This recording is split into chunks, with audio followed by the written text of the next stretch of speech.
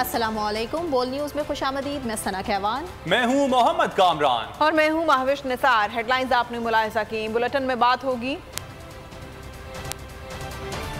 हुकूमत का अदलिया पर वार, सदर ममलकत दीवार, कप्तान नई इनिंग्स के लिए तैयार, बहादुर सपूत धरती पर कुर्बान, जगह जगह मौत के कुएं, फखरे कराची बोल का मेहमान। सबसे पहले आपको बताएं कि हुकूमत का अदलिया पर वार, सदर ममलकत बन गए रास्ते की दीवार। अदलिया की बालादस्ती और आइन की पासदारी सब पर मुकद्दम। सदर आरिफ अलवी ने सुप्रीम कोर्ट से मुतालिक बिल नजरसानी के लिए पार्लियामेंट को वापस भेज दिया। सदर पाकिस्तान ने कहा, बादियों नजर में यह बिल पार्लियामेंट के इख्तियार से बाहर है। सदर ने बिल को अदलिया की खुद मुख्तारी और आज़ादी में मुदाखलत के मुतरादिफ करार दे दिया। कहा, बिल कानूनी तौर पर मसनूई और नाकाफी होने पर अदालत में चैलेंज किया जा सकता है, इसलिए इसे नजरसानी के लिए वापस भेजा जा रहा है।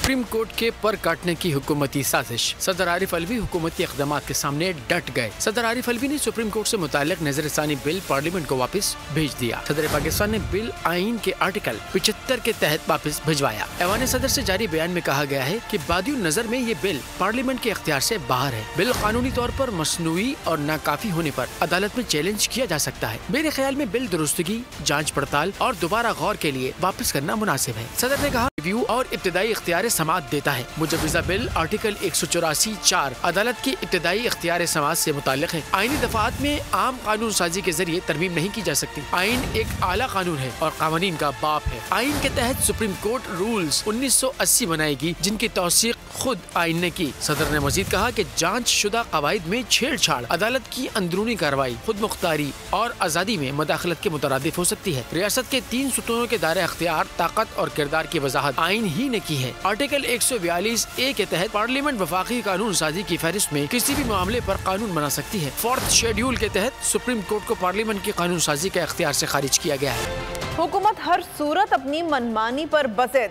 सदर के अदालती इस्लाहात बिल पर दस्तखत से इनकार पर प्लान बी पर काम शुरू कर दिया। पीर को दोनों ऐवानों का मुश्तरका इजलास बुलाकर बिल की मंजूरी ली जाएगी। सदर के इनकार पर बिल किस तरह कानून बन सकता है, जानते हैं हैरफ कॉन्टेंट बोल न्यूज़ MB सोमरो की इस रिपोर्ट में। Supreme court practice and procedure bill की मंजूरी, दस्तखत से सदर के इनकार पर हुकूमत का प्लान बी। हुकूमत ने बिल की मंजूरी को अना का मसला बना लिया। बिल दोनों ऐवानों की मुश्तरका इजलास में मंजूर कराने का फैसला कर लिया। सदर का भिजवाया गया बिल एतराज़ात के साथ पार्लियामेंट को मौसूल हो गया। सदर आरिफ अलवी ने बिल आर्टिकल 75 की शिक 1B के तहत भिजवाया। बोल रिसर्च सेल के मुताबिक आगे क्या होना है, आइन में सब वाज़े है। आर्टिकल 75 की शिक 2 के मुताबिक वापस भेजे गए किसी भी बिल पर मुश्तरका इजलास में गौर किया जाएगा। तरमीम के साथ या बिना तरमीम मंजूरी की सूरत में दोनों ऐवानों का मंजूर शुदा तस्वुर होगा। गेंद एक बार फिर सदर के कोर्ट में आ जाएगी, जिन्हें 10 रोज में मंजूरी देना होगी। 10 दिन में दस्तखत न होने पर बिल मंजूर शुदा तस्वुर होगा और कानून बन जाएगा। वफाकी हुकूमत ने अदालती इस्लाहात बिल पीर को मंजूर कराने की तैयारी कर ली। दिन 2 बजे मुश्तरका इजलास में बिल की मंजूरी दी जाएगी। यूं 21 अप्रैल को बिल एक्ट ऑफ पार्लियामेंट बन जाएगा। जबकि हुकूमत के आला अदलिया के खिलाफ इकदामात और तौहीन आमेज बयानात जारी हैं। सुप्रीम कोर्ट बार एसोसिएशन हुकूमत के अदलिया मुखालिफ इकदामात के सामने दीवार बन गई। मुअज़्ज़िज़ जजेस के खिलाफ जलसों, इज्तिमाआत और पार्लियामेंट में खुलेआम तौहीन आमेज बयानात की मजम्मत। सुप्रीम कोर्ट के फैसले के खिलाफ मंजूर की गई करारदाद को भी पाकिस्तान के आइन और अदलिया की आज़ादी के मुनाफी करार दे दिया। सुप्रीम कोर्ट बार एसोसिएशन तो हुकूमत के अदलिया पर वार, वुकला बन गए सीसा पिलाई दीवार। पार्लियामेंट ने अदलिया के खिलाफ करारदाद क्यों मंजूर की? वुकला ने वजीर आजम को खत लिख दिया। ये खत जुडिशल एक्टिविज्म पैनल के चेयरमैन अजहर सिद्दीक एडवोकेट की जानिब से भेजा गया। खत में कहा गया है कि आईन पाकिस्तान के तहत तमाम इदारे सुप्रीम कोर्ट के हुक्म के पाबंद हैं। विफाकी काबीना ने अदलिया मुखालिफ करारदाद मंजूर करके गैर आईनी तरीका अपनाया, इसलिए करारदाद वापस ली जाए।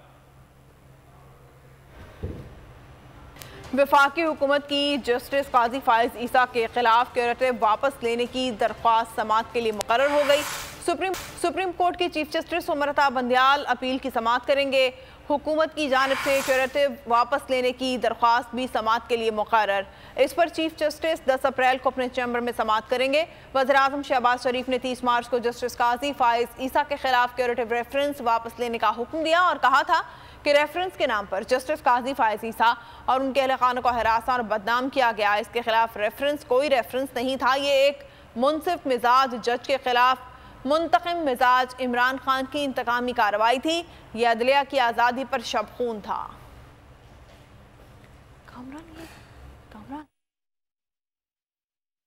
इमरान खान कहते हैं सहूलतकारों ने चोरों के टोलों को मुल्क पर मुसल्लत कर दिया। वो समझते हैं कि हम उनकी गुलामी करेंगे। मेरे घर पर हमला किया, अभी अली अमीन को गिरफ्तार कर लिया, ये बताने के लिए कि हम गुलाम हैं, लेकिन कौम ये गुलामी कभी कबूल नहीं करेगी। जमान पार्क में इफ्तार डिनर से खिताब करते हुए इमरान खान ने कहा, बुज़दिल आदमी लीडर नहीं बन सकता, वो नवाज शरीफ बन जाता है। हमने इंसाफ लेना है, हमारी आज़ादी की जंग है जिसके लिए सारी कौम को तैयार होना है।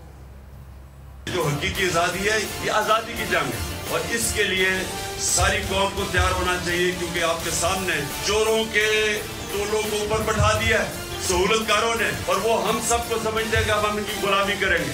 ये मेरे घर पे हमला, पुलिस, FIR, अभी अली अमीन को इन्होंने सिर्फ लोगों को ये बताने के लिए कि हम आज़ाद नहीं है, हम जानवर हैं, जिधर मर्जी ये चाहे हम जानवरों को उधर डंडे मार के कर देंगे।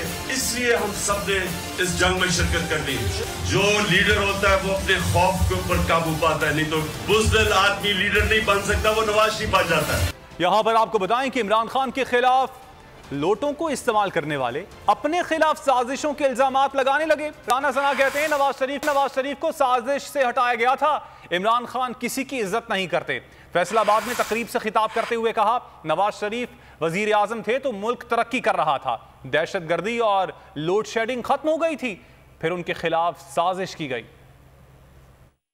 हुकूमत जो है वो इंतहाई नामुशाहिद हालात में जो है वो मुल्क को जो है वो संभाल रहे। इस तरह से इन्होंने नाजायज बिला जवाब जो है मियां नवाज शरीफ को वज़ीर आज़म के ओहदे से हटाया कि मियां नवाज शरीफ के दौर में और दहशतगर्दी के वाक़यात रोज हो रहे थे।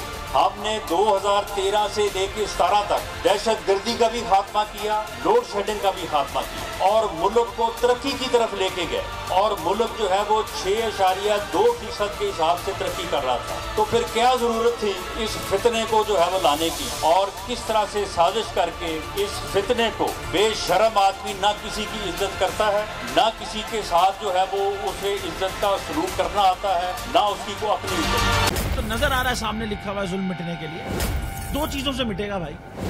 एक, अदल की कुर्सी पे जो लोग बैठते हैं ना वो अदल के हिसाब से फैसले करने लगे। दूसरा, कौम निकल खड़ी हो जुल्म के खिलाफ, तो जुल्म खत्म हो जाएगा। या इन दोनों में से कोई एक चीज हो जाए या दोनों हो जाए। अगर 420 का मुकदमा था, उस वक्त अदलिया में जो लोग बैठे हुए केस देख रहे थे वो पूछते ना यार चीट हुआ कौन है,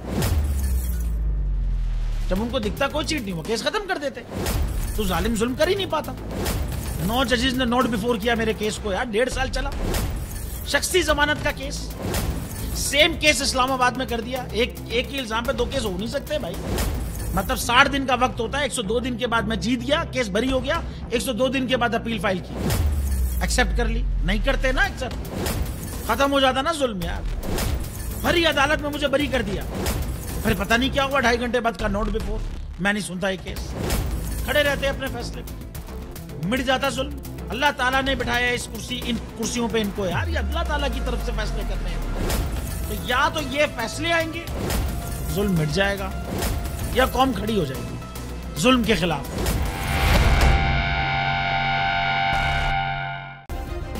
सब्सक्राइब करें और बेल दबाएं ताकि कोई खबर रह न जाए।